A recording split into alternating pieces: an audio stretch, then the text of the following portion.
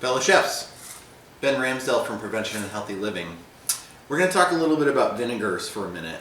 Vinegars are one of the two main types of acid that you're going to add to your food. The other one being citrus, which we'll talk about next time. All acids and all vinegars are essentially interchangeable for what they do, which is give kind of some excitement to your food. It makes your mouth salivate. It kind of heightens other flavors in the dish that you're adding it to.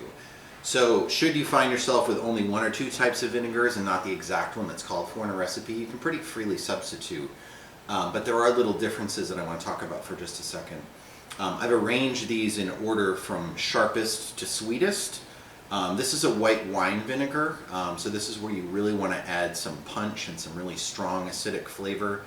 A red wine vinegar is going to be a little bit softer, a little bit of sweetness. Apple cider vinegar, even a little bit more sweet, a little bit of a fruity flavor by virtue of it being made from apple juice or cider.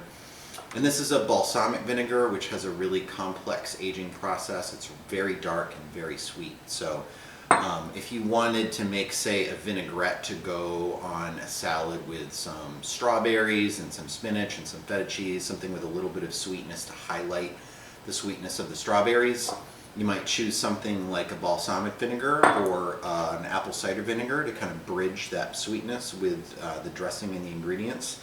If you want something that's a little bit sharper to really set off something like, say, a grilled chicken breast or something like that, when you're done grilling or sauteing your chicken breast, you can add a little bit of white wine or red wine vinegar to the pan, a little bit of salt and pepper, a splash of herbs, maybe a little bit of olive oil or a little piece of butter. Swirl that around, you've got a really quick, sharp sauce that's going to really heighten the flavors of something like a grilled piece of meat or fish.